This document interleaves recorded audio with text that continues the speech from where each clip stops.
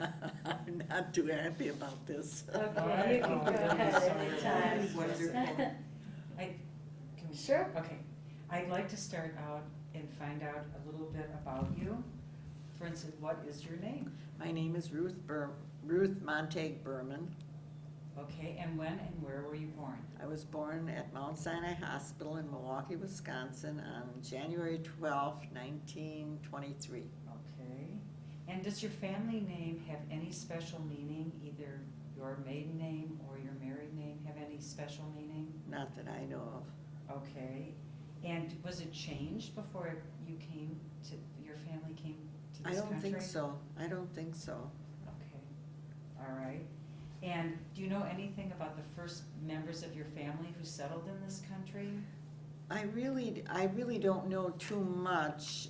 I know my mother's father settled here. He came here first. He had a dry goods store. His name was Sam Zucker. Mm-hmm. And I really don't know that much about him. Okay, and where I were mean, you- about where he came from. I Uh-huh. know about him, but I don't. Right. How about your parents? Tell us something a little bit about your upbringing. Well, my upbringing, when I was, must have been 6.5 years old, my mother became ill. She had a nervous breakdown, and in those days, they didn't give you the medications that they have now, and she went into an institution. Well, she was at a sanitarium for a while, and then she went into an institution, and I really don't remember too much about my mother. And we lived with an aunt and uncle for about 6 months, just my sister and I, and my 3 brothers went to my grandfather and grandmother, and then we went into the Milwaukee Jewish Children's Home. Can you tell us something about that? And I think that would be so interesting Well, to learn about it. Who would? It was very frightening. We went in the day before my 8th birthday, and I'll never forget, on my birthday, they had a cake, not necessarily for me, but the woman that was in charge of the children's home, Mrs. Glansberg, she said, well, give the new children a piece of the cake. It was burnt. And no one mentioned that it was even my birthday, and that I'll never forget that. So that's one of the things that I remember about going there. Where was this home That was located? on 21st and McKinley. And as a matter of fact, I drove past there on Mother's Day, and it's a vacant lot. It's a vacant lot now. Can you tell us more about this place? Were there lots of children? There were all 33 of ages? us Okay. at the most that I remember, wherever there were 33. And it was, I don't know how to, it was really, I don't know how to say it. I mean, it was all like having a lot of brothers and sisters. And we didn't have to do any chores. We only had to make our bed and help with the dishes. That was the only thing we did. And the food was absolutely terrible. And the person that was in charge really, I never realized it until I was older, but really had no business taking care of children, because she didn't. Once she left, then we realized, how bad she was. But I was there for 10 years till I was 18, and then and my father was living. And when I was 18, after I graduated high school, he rented a flat, and we all moved together, and that was it. But being in the children's home, I made lifelong friends. They were like my brothers and sisters, and we still talk, those that are still living, and that's. I mean, did you go to public school? Oh, yes, or we did went they to have public school school. Oh, no, we went to or- public school. We went to Hebrew school at the home. We had a Hebrew teacher who came every day, 5 days a week, and on Sunday. We did not have it on, no, we had Saturday and Sunday. We did not have class on Friday. We had services on Saturday and history on Sunday with a Mr. Siegel, who was a very, very nice man. I can't think of his first name. How old were the children? I mean. All ages. All ages. My brother was one of the youngest. I think he was, well, in 1931, he would have been 2 years old. And there was another boy there, Marvin Nye, who was also the same age as, they were the only two in cribs. And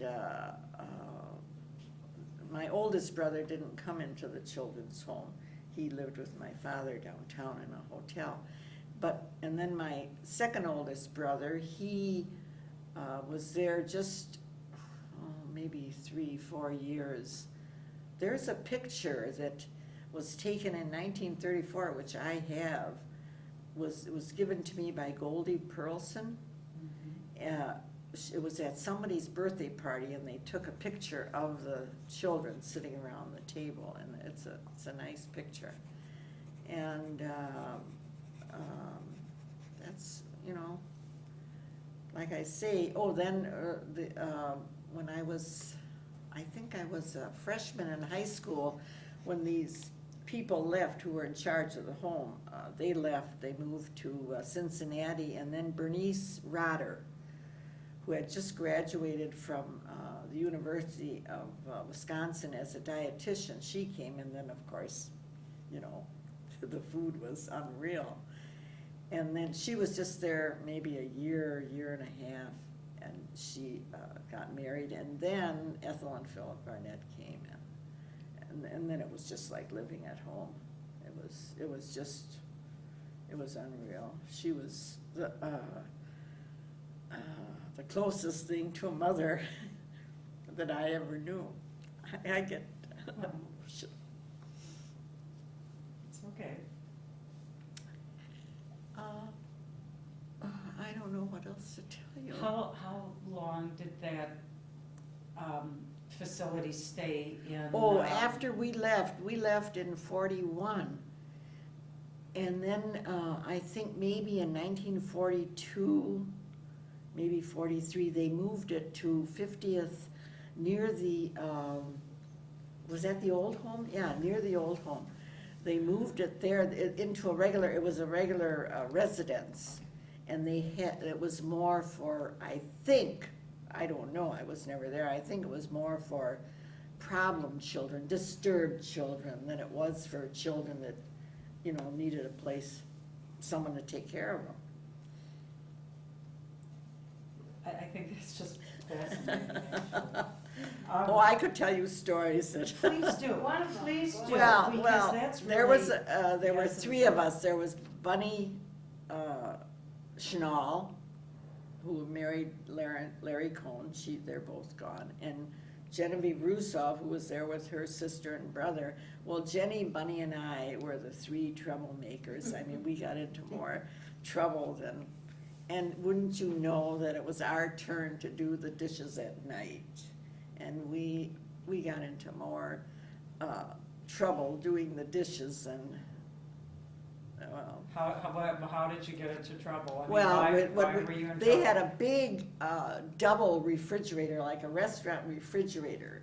And like I say, the food then was just, it was terrible. And, if we tell our parents, what do kids know? They didn't believe us. And one night we were doing the dishes, three had to do dishes. One washed, one rinsed and dried, and one put away.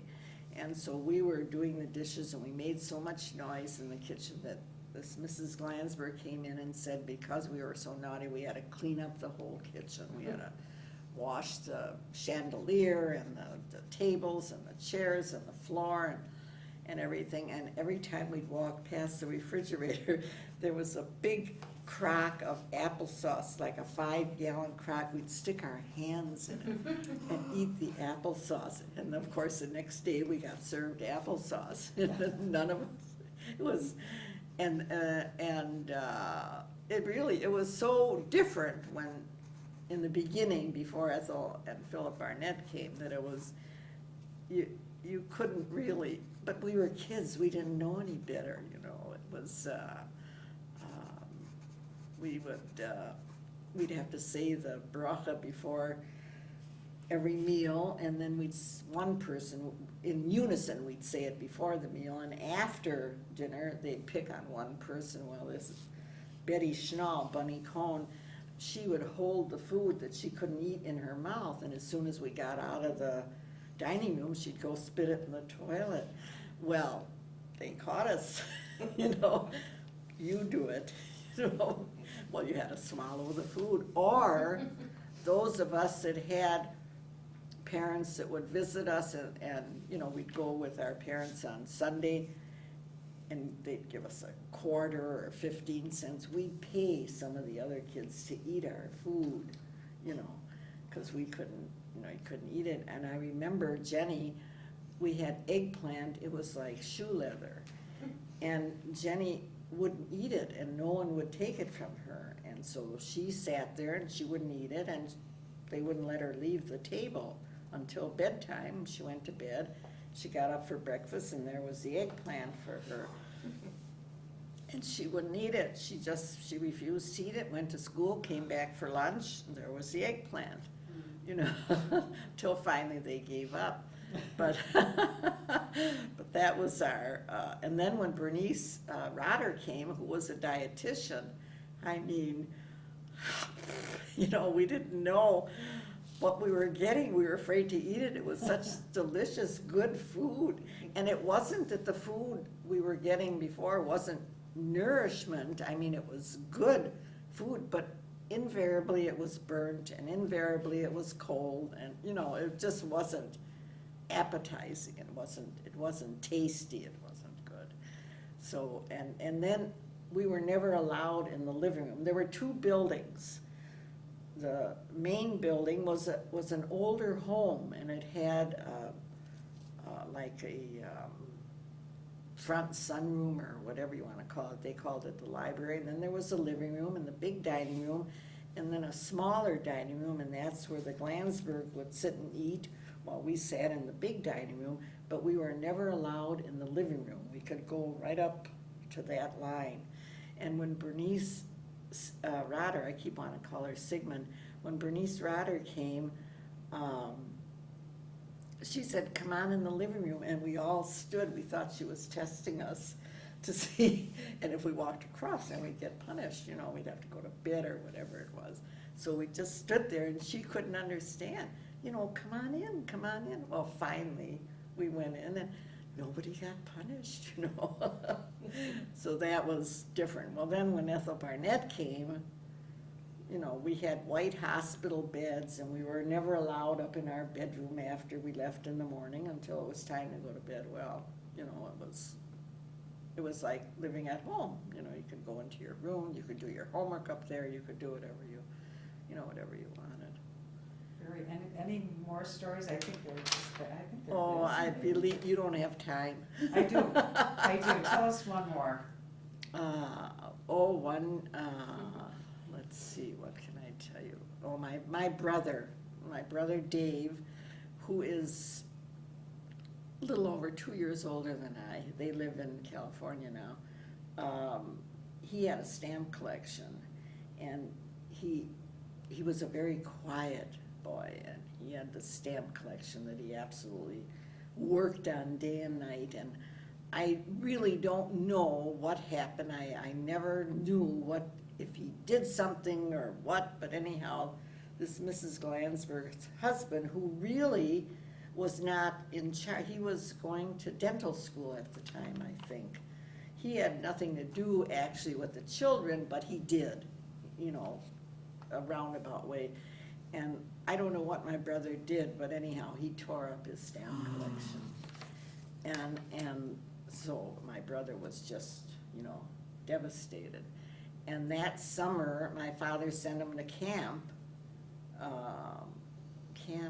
Phantom, I think it was called, and he never came back to the children's home. When my father picked him up at camp, and when the session was over, he took him, you know, to live with him. And then when I was 18 and graduated high school, I had a choice. I could either go look for a job or go on to school or take care of my father and my younger brother and sister. And then my oldest brother was married at the time, and we all moved together. And that was in 1941, and then the war broke out, and I was a Red Cross volunteer. And then, and of course, Ethel Barnett, whatever I did, I checked with her. I mean, she was with me till the day she died. And then I went to work. I went to work at Cutler Hammer. What did you do? I was a riveter. Really? So For what 3 year? weeks. What year, tell us what time frame, so what? 1943. 1943? Yeah, sure. I was a Red Cross nurse's aide for 42 and part of 43. I volunteered at Mount Sinai Hospital 5 days a week. I was a volunteer, and I got lunch. That was my pay. My father was so proud of me because Jewish girls were not supposed to get married, not supposed to go to work.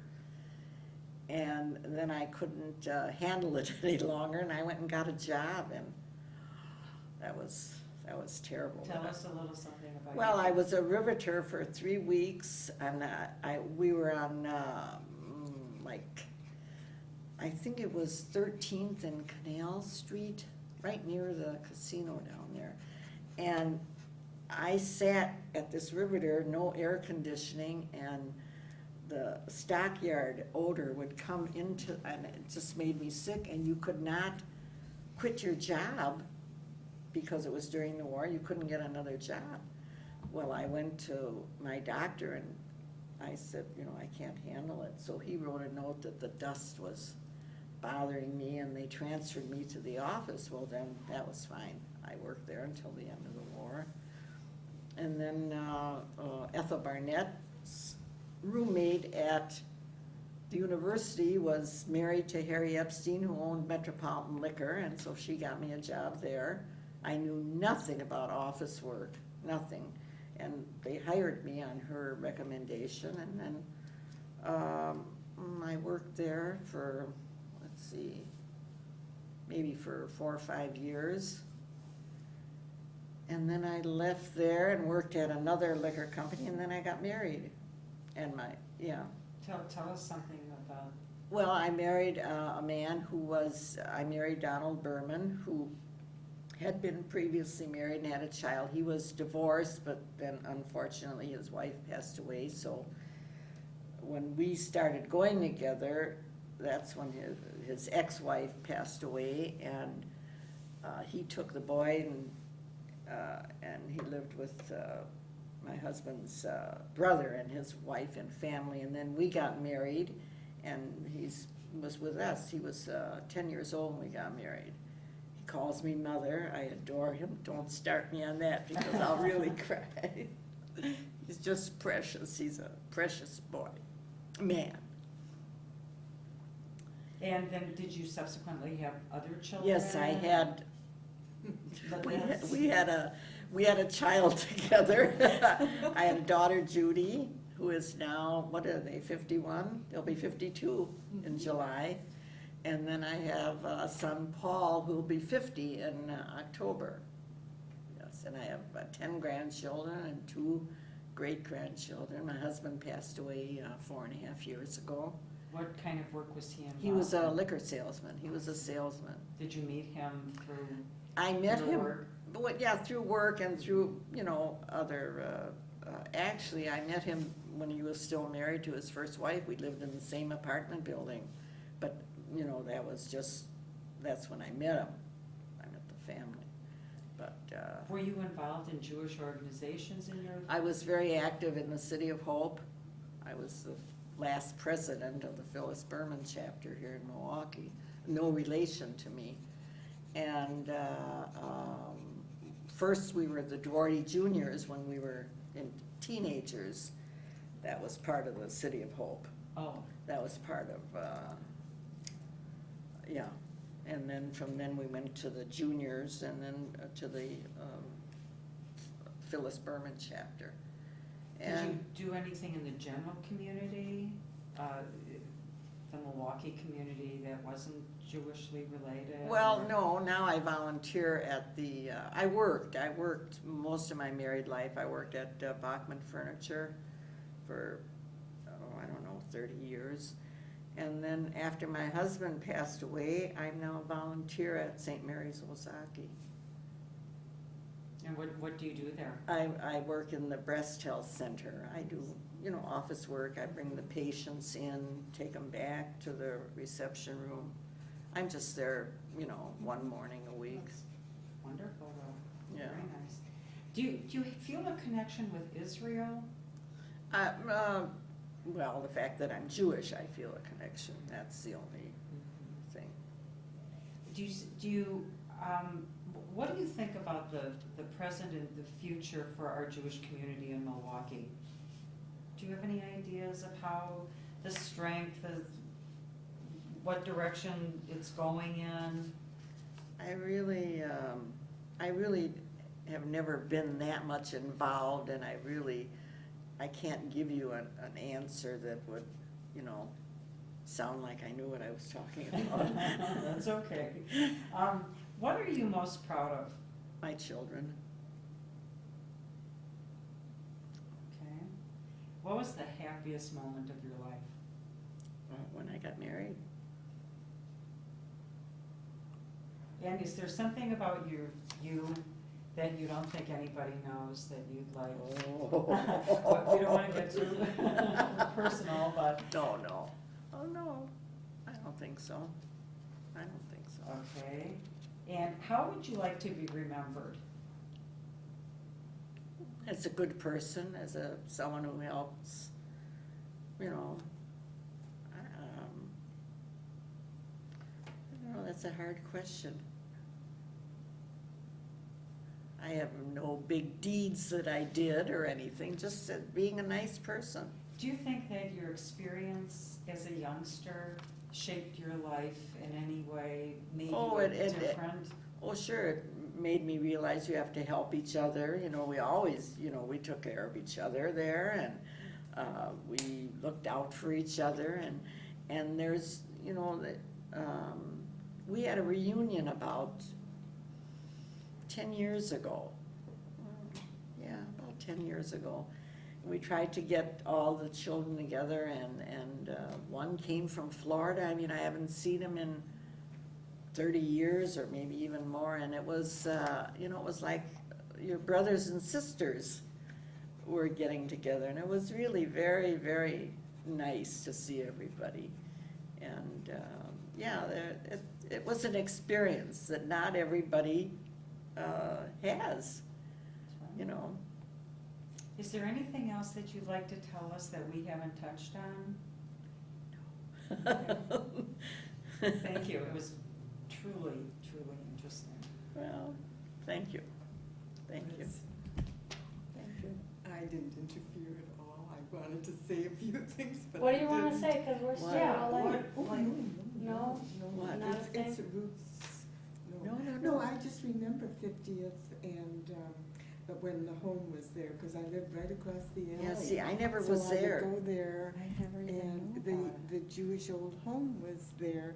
My grandfather was in that home, so we'd go and visit him, and then Yeah. the kids would be out playing, and See, I never knew knew, them. I never went there. I Yeah. never was in there. That Yeah. was It maybe was just 2 or a 3. home, but Yeah, yeah. they were disturbed They children, were, weren't they? I yes, think so. Yes, we were told that we shouldn't, Yeah, get too yeah. involved, but, I know, that was after Ethel and Philip Barnett left. oh, yes. They- And I'm they not left- related to No, I them. was gonna ask you No, if you were no, related to they left the year after we left. You have that picture that you had when you were in the 30s. If you have it, you should give it to the, Oh, I'm yeah. happy, I'm Oh, sure. I was gonna ask you this, I- and thank you, I'll Joan. have a copy made. Oh, I'm sure. absolutely.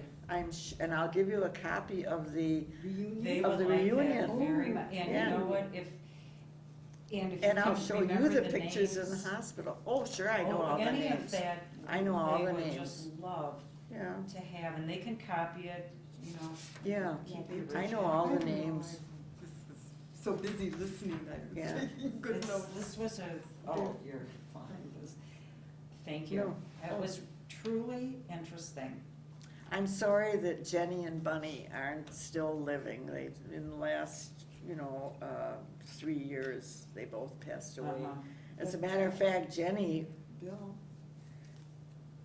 Raven, they should get him in. yeah, Bill Ray, he wasn't there long, but as a matter of fact, I just saw him.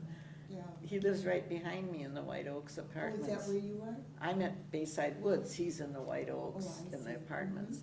But when Jenny, who is a month younger to the day than I, and it was so funny because when Ed Weisfeld, who owned the Riverside Theater, was a good friend of my father's, but he was also a very nice man, and he would call the children's home and say they can come to the movies, for free, just Very tell them, nice. he was a very nice man. We used to go there because he was a friend of my father's and never paid, but anyhow, this Mrs. Glansberg used to say the 12 oldest can go to the Riverside Theater Saturday afternoon. Well, it always, my poor girlfriend Jenny, Was too young. she was too young, she was a month younger than I, and I made the 12 oldest, and she and Bunny. Mrs. Landsberg, was she mean? Was she strict? Was She was mean, she just had no business taking care of children. She didn't like children? Did she have children of her own? No, I don't know, I really Yeah. don't know. Did she stay in Milwaukee or? No, thank they left? goodness she left for Cincinnati. But when Jenny, when she left the children's home when she was a freshman in high school, but we still kept in contact with each other and I everything. wanted to ask you too, I'm sorry. No, no, no. Where did you go to school then? West Division, Oh, West I Division. graduated from West In Division. other words, from the home you would Yeah, go to? well, William McKinley School was right across the street, and that was up to 8th grade. And then West Division was on 22nd and Highland, Yeah. 3 blocks away. Was there any anti-Semitism as you kids coming from the No, home? I never knew of any anti-Semitism at school or in the neighborhood. In the neighborhood. I mean, we just, we were kids. And when Jenny got sick, Jenny never married, and she moved to Chicago. And when she got sick, 4 years ago, 3 years ago, I went to Chicago and took care of her. Oh, Yeah. how nice. Oh, sure, I was there when she came out of the Well, I always hospital. knew you were a nice person. And I thought about you a lot Oh. during the years. Well, now you know what? You have to give me your phone number, we'll get together. I have to show you those pictures Yeah. in the We hospital. love those pictures. Yeah, no, I have pictures when I had, Oh, yeah. Sure, sure. yeah.